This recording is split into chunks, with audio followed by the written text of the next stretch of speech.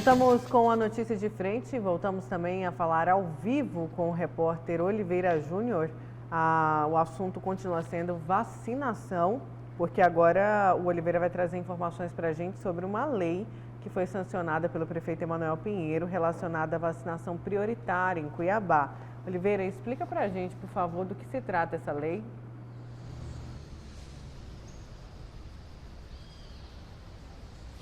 Pois é, Nayara, estamos de volta aqui no Notícia de Frente para falar a respeito desta lei que foi sancionada na sexta-feira, Lei 6.661, que estabelece nesse período de calamidade pública decorrente da emergência da Covid-19 uma multa que pode chegar até R$ 21.800 e demais sanções para quem fraudar a ordem prioritária estabelecida para a imunização contra a Covid-19, ou seja, quem furar a fila. O que nós vimos, infelizmente, acontecendo, não por má fé, mas algumas pessoas que não quiseram respeitar o horário, né, e o agendamento, que causou muita confusão no Centro de Eventos Pantanal. A partir de agora, quem não respeitar este agendamento ou quiser dar carteirada, como em alguns estados aconteceu, né, teve gente, empresário, pagando enfermeiro em outros estados para furar a fila. Aqui em Cuiabá, a multa será de R$ 21.800. Até a tarde de sexta-feira, mais de 53 mil pessoas foram imunizadas na campanha aqui na capital, lançada pela gestão no dia 20 de março de 2021. Nós temos aqui uma fala do prefeito, abre aspas, as pessoas precisam entender que um ato desse é no mínimo criminoso. Vai chegar o dia em que todos serão imunizados, mas enquanto isso precisamos estabelecer medidas e leis severas para deter esse tipo de fraude. Iremos fazer, fecha aspas, disse o prefeito de Cuiabá, Emanuel Pinheiro, diante das frequentes denúncias de pessoas furando fila para receber a imunização. Lembrando que nós mostramos nos nossos telejornais durante a semana, no começo da semana deu aquela confusão, pessoal que não conseguiu agendar, deu pane, a prefeitura falou que foi um hacker que invadiu e falou que foi fake news, né? Enfim, tiveram várias justificativas, só que no sábado, por exemplo, estava tudo normal, não tinha fila, estava tranquilo, o pessoal vacinou, e aí a nova faixa etária a ser imunizada, essa divulgação será feita esta semana, ainda na faixa aí dos 74 anos acima, deve ser divulgada essa semana, o pessoal vai fazer o pré-agendamento e aí confirmar, né? Lembrando que em Várzea Grande, né, nós mostramos inclusive no Jornal do Meio Dia de sábado, deu um outro problema, e esse pouca gente sabia. A pessoa lá faz o cadastramento, o agendamento, só que ela tem que esperar uma confirmação pelo telefone, dizendo, ok, você pode ir vacinar, para depois se dirigir até o local onde está funcionando, inclusive, o drive-thru lá na Univag. Só que teve gente que não esperou esse telefonema, foi lá e até o horário que nós estávamos lá, não conseguiu ser imunizada porque desconhecia esta informação. Então, na verdade, são muitas informações para a cabeça de uma pessoa só, né? É preciso melhorar essa comunicação por parte dos órgãos competentes que são responsáveis pela imunização, pelo cadastramento dos idosos, que, aliás, dependem de pessoas mais jovens, de parentes, filhos, netos, para fazer esse agendamento devido à dificuldade para lidar com a tecnologia, né? Porque não é mole. Voltamos com você, Nayara. Bom dia. Certeza, viu, Oliveira? Obrigada pelas suas informações. Acontece a mesma coisa com os acamados em Cuiabá. Estão aguardando aí muitos. Entra em contato com a gente, aguardando também essa confirmação e quando que a pessoa vai lá vacinar. É um problema sério, porque causa uma expectativa e uma ansiedade muito grande. Fora, ainda mais para quem já está doente, porque está acamado, para esperar a vacina, tá difícil. Gente, eu tenho uma informação rapidinho, o Oliveira falou de Várzea Grande, segundo o secretário de comunicação de Várzea Grande, Marcos Lemos, me falou na sexta-feira de que Várzea Grande ia descentralizar a vacinação. Ia passar para o Fiotão e estava estudando medidas de passar isso para os bairros em cima do cadastro, Lúcio, que foi levantado semana passada aqui no A Notícia de Frente. Agora tem gente que não está assim, parece, né, pelo menos, a impressão que dá de que não está assim tão preocupado com a vacina, não é isso? A prioridade lá em Sinop, no momento, né, compra de paçoquinha, sorvete, doce de leite e pé de moleque, né? É o arraial antecipado? Não sei, é uma tem um processo licitatório aqui, e aí são vários itens na compra, entre esses aqui, não é? Uma licitação que ela chega próxima aí dos 2 milhões de reais, né? É a prefeitura lá de Sinop, preparando a compra, né? Para encher o carrinho, entendeu? Para a festa junina. Encher o carrinho lá, e nesses itens aí estão a paçoquinha, sorvete, doce de leite e pé de moleque. Agora, o que chama atenção também, e é algo que a gente já falou muito aqui, que fonte de recursos a prefeitura vai usar para pagar essa compra, né? Aí o seguinte, eles vão usar recursos próprios, recursos estaduais, Mauro Mendes vai ajudar a pagar essa conta, ou o governo do estado, não é isso? Recursos federais, de custeio do quê? Do que, professor Haroldo Arruda? Do SUS, do Sistema Único de Saúde, é isso? Então é o seguinte, dinheiro que deveria socorrer na saúde, né?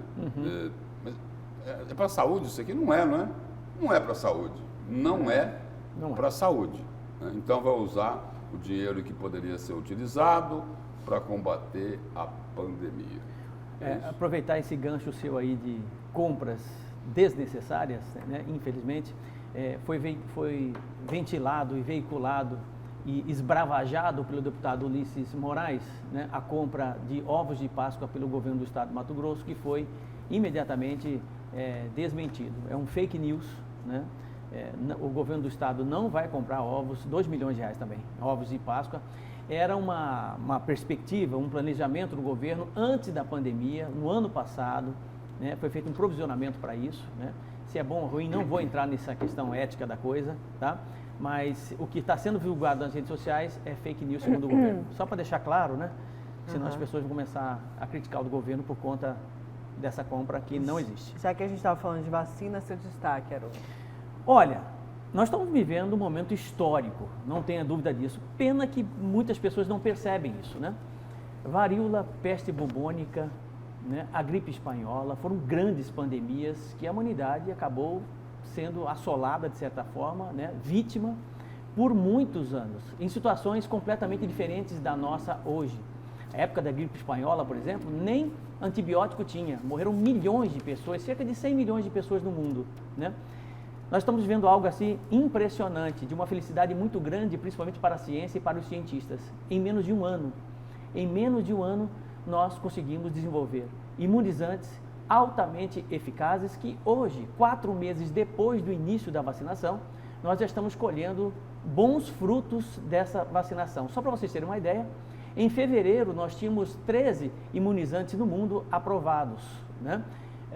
E hoje nós temos mais de 80 imunizantes já em processo de análise clínica, que é a terceira fase da vacina, o que é simplesmente espetacular, sem dúvida alguma. E os resultados estão indo além do que era esperado pelos cientistas. Não só do ponto de vista de capacidade de bloquear o vírus, de capacidade de bloquear a transmissibilidade do vírus, né?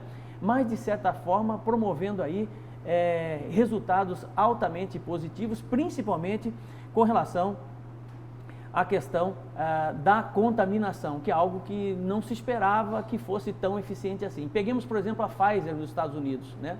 Num processo muito rápido, não só Estados Unidos, Israel, Reino Unido, onde a vacina está sendo aplicada, né?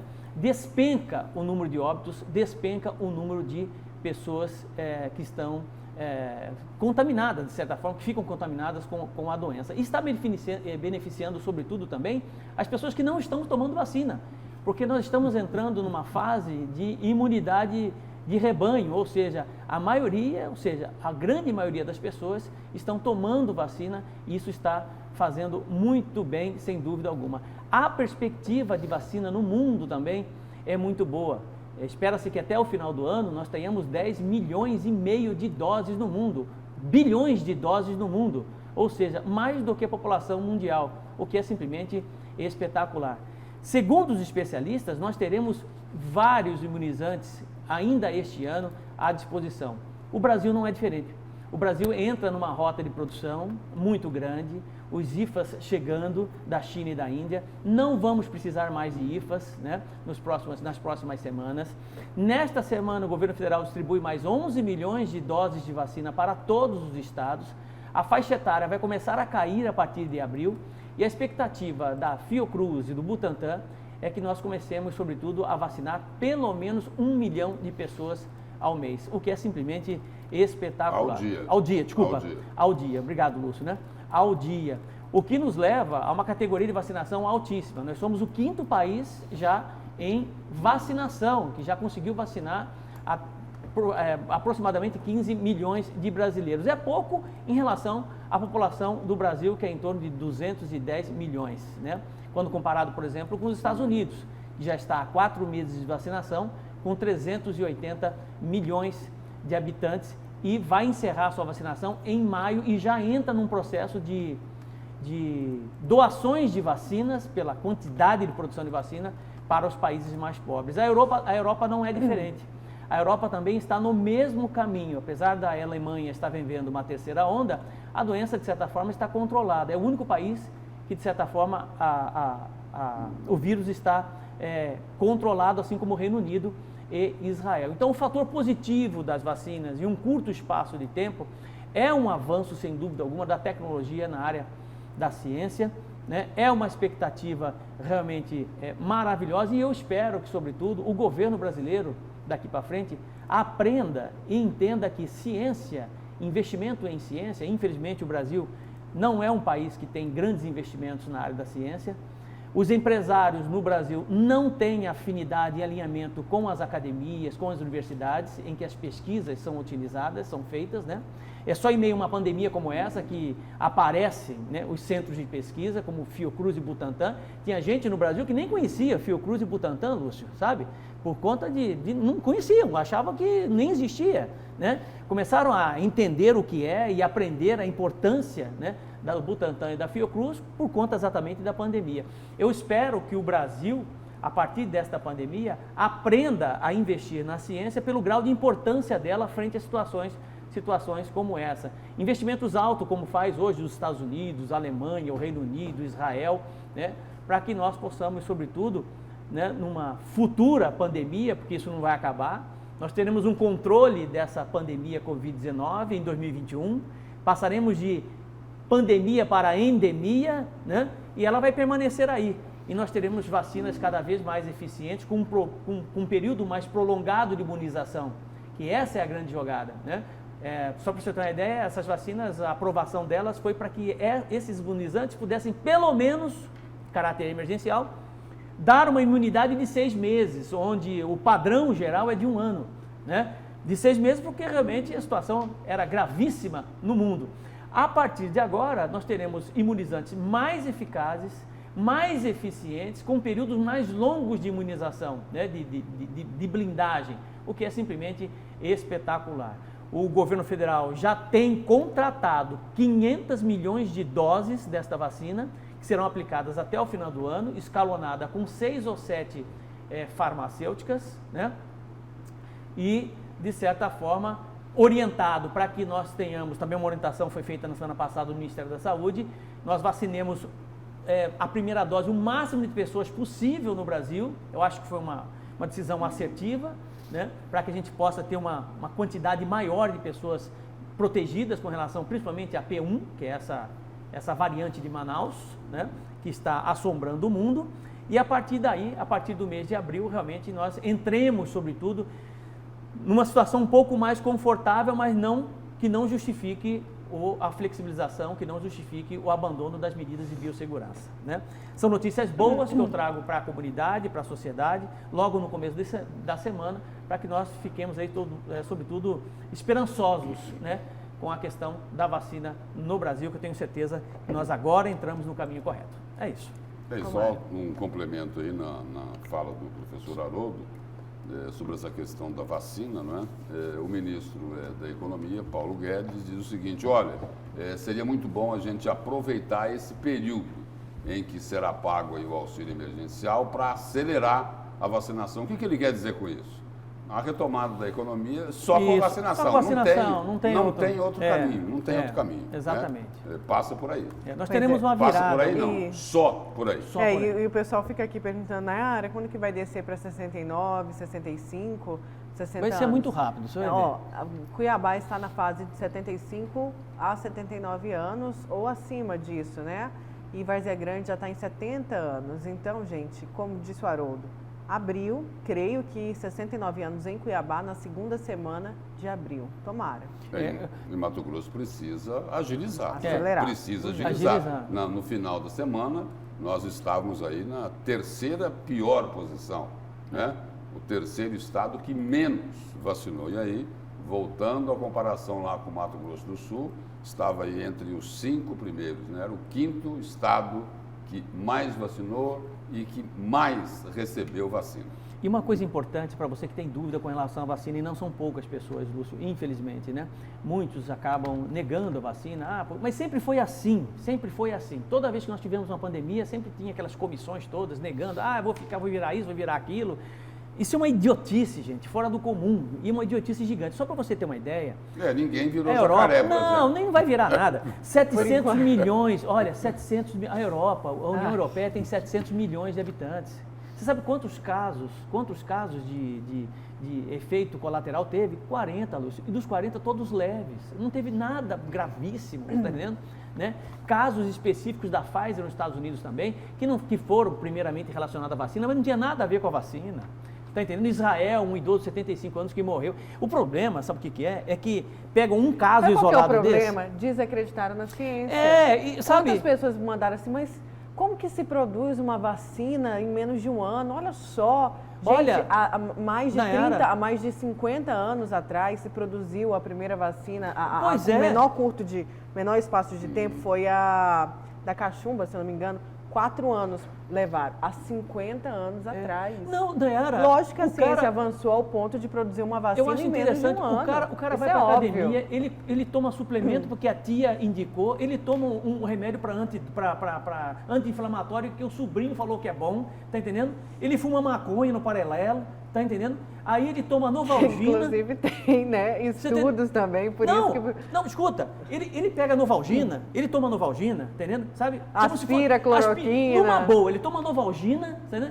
Mas ele nunca leu a bula. Se ele ler a bula da Novalgina, ele vai ver o quanto de contraindicação que tem a Novalgina. Você entendeu? Quer dizer, então, tem que parar com isso. A vacina é boa, as vacinas são boas, entendeu?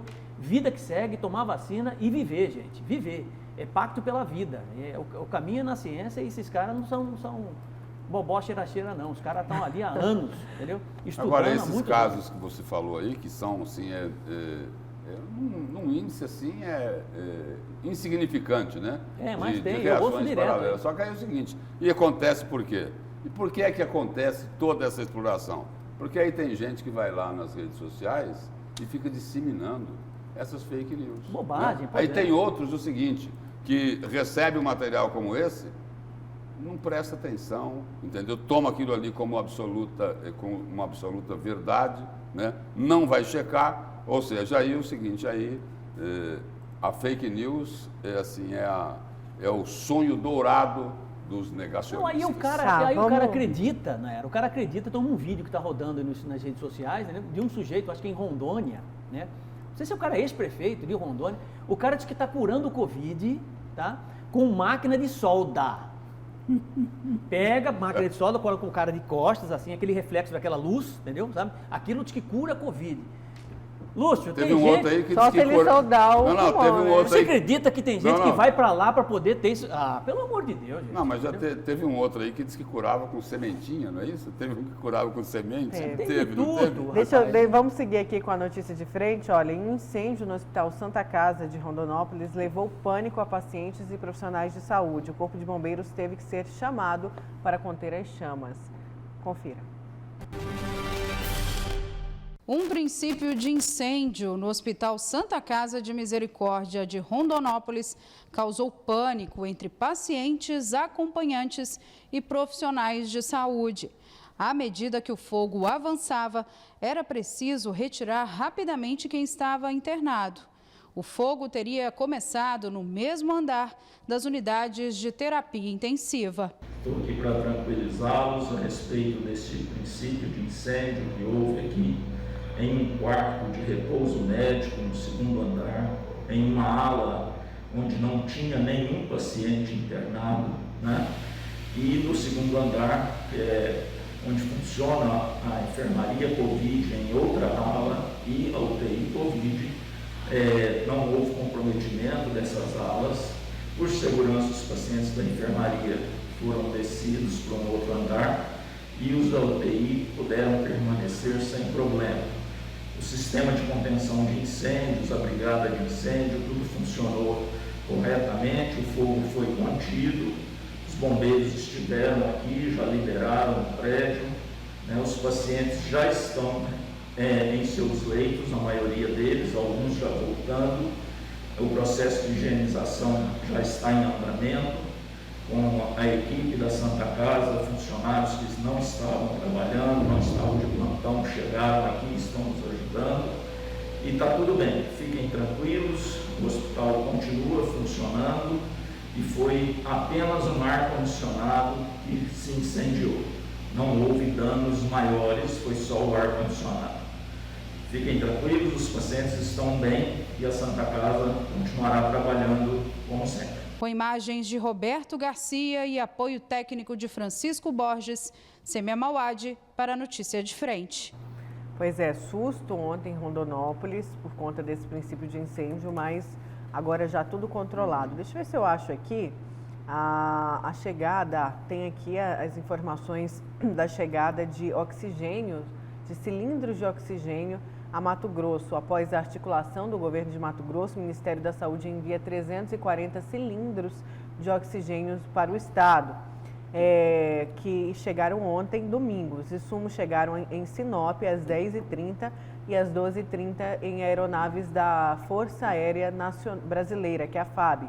Os cilindros serão armazenados no hospital regional localizado na cidade, de onde sairá a logística de distribuição aos municípios mais distantes. A gente tem as imagens da Secretaria Estadual de Saúde. O secretário estadual de Saúde, Gilberto Figueiredo, explicou que o abastecimento na rede estadual já estava garantido, mesmo com um consumo de 250% maior que a média normal. Aí ele fala aí dessa chegada dos cilindros que vão ajudar principalmente nessa região norte do estado, cidades mais afastadas. Que bom, notícia boa aqui pra gente, né?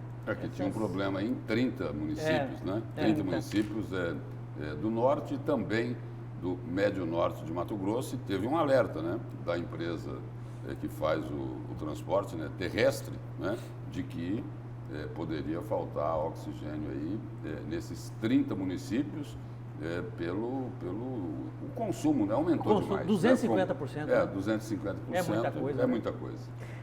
As fotos são do Mike Toscano, lá da SECOM, né? Da Secretaria de Comunicação aqui do Estado. Obrigada aí pelas informações para a gente. Deixa eu ir aqui a mais participação. Vamos aqui com os nossos telespectadores. Vamos aqui? Não, tem gente mandando uma mãozinha para mim. Tem algum projeto de lei na L onde pede o aumento de IVI do Tribunal de Contas? Vocês sabem disso? Não, espero que não tenha. Na verdade, é um projeto de lei para igualar, se eu não me engano, isso foi falado numa entrevista com o Stringheta na sexta-feira. Foi sexta que a gente entrevistou ele ou foi quinta? Quinta, me parece que foi quinta. Na quinta-feira, ele disse que se sentia indignado nessa pandemia em frente a vários absurdos, entre eles os celulares, os iPhones, enfim, o dinheiro do Ministério Público, as regalias.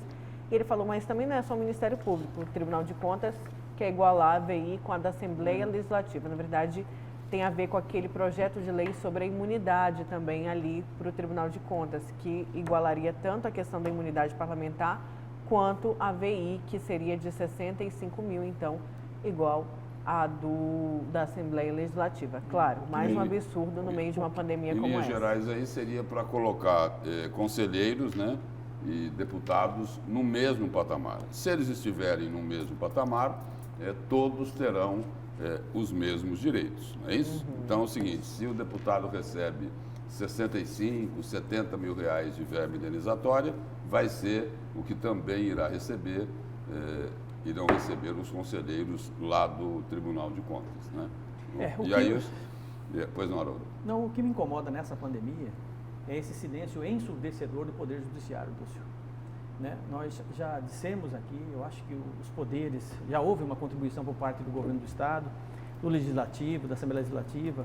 Eu acho que o Poder Judiciário poderia estudar uma forma de ajudar nesse processo. A pandemia está aí, nós temos aí mais de 100 famílias em extrema vulnerabilidade, inclusive o presidente Max Russo, na Assembleia Legislativa, está estudando a possibilidade de distribuição de algumas cestas básicas para essas famílias. E eu acho que haveria sim a possibilidade do Poder Judiciário estudar uma conversão de parte do décimo, de um percentual, para que realmente esse percentual pudesse ser aplicado, né, colocado como alimento no colo das famílias mais vulneráveis, pelo menos durante essa pandemia. Eu não vejo dificuldade nisso, considerando a parte que cabe ao Poder Judiciário. E dentro disso, uma outra informação divulgada também no final de semana, né? Membros da PGE, da Procuradoria-Geral do Estado, têm extra de 14 milhões e 600 mil reais em Mato Grosso. E aí, a informação... Só para abrir um parênteses aqui, é porque a Ivy Uchi, a nossa chefe de redação, me manda aqui a mensagem dizendo que o projeto equipara conselheiros aos deputados, inclusive com imunidade e EVI. Colocando conselheiros e deputados no mesmo patamar. Bom, e aí só continuando a informação aqui, verbas indenizatórias e trabalhistas recebidas por procuradores do Estado somaram mais de 14 milhões de reais nos últimos 12 meses, de acordo com o levantamento feito lá no portal Transparência. A VI é paga com os honorários advocatícios.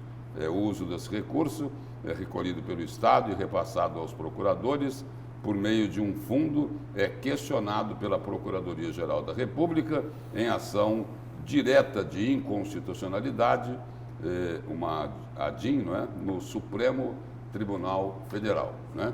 Então, são aquelas ações, né, que entram contra o governo do Estado, né? Ou que o governo do Estado questiona, aí tem os honorários advocatícios que são pagos para o Estado, né? Pelos advogados, prêmio, não é isso? Oi? Licença-prêmio também que o cara recebe? Tem também essa questão aqui. Eles alegam isso, né? Quero só colocar o seguinte, que o Estado acaba utilizando a máquina pública, né, para arrecadar um determinado volume de recursos, né? Aí, mesmo utilizando essa máquina pública, isso acaba se transformando em verba indenizatória para os procuradores do Estado. Não é isso? E um volume significativo. Mas eles dizem o seguinte, que apesar de estar sendo questionado lá no Supremo Tribunal Federal, que esse benefício está dentro da legalidade. É o que todos dizem, né? Olha, é imoral? Não, mas não é ilegal, né? O que é doloroso é você ver Mas é imoral, não deixa de ser completamente. Ponto, se você comparar se você considerar a grande massa trabalhadora do país, o que eles recebem, né, o que a população recebe, é algo discrepante.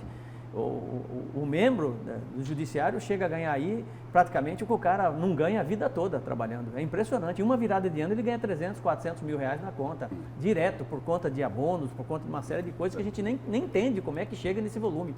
Né? Nós tivemos situações aí que determinado membro do judiciário recebeu quase 1,5 milhão de reais, né, por conta de férias não gozadas, aquela coisa toda. É uma somatória de números que realmente você passa a vida toda trabalhando honestamente, você não chega nem perto do que ele ganha em um mês, numa virada de ano, contando o 13º, não sei quanto de férias, mas não sei, enfim, né? E a associação aqui dos procuradores, a Apromate, afirma que as verbas recebidas em dezembro por alguns dos procuradores dizem respeito à licença-prêmio não usufruída e que foi paga pela via administrativa, sendo mais vantajoso ao Estado adotar essa medida. Olha só, licença-prêmio não usufruída que é paga em espécie. Pois vai entender isso. Qualquer semelhança com as cartas de crédito do Ministério Público ou não é uma mera coincidência? É só uma pergunta, até porque, espera aí, perguntar não ofende.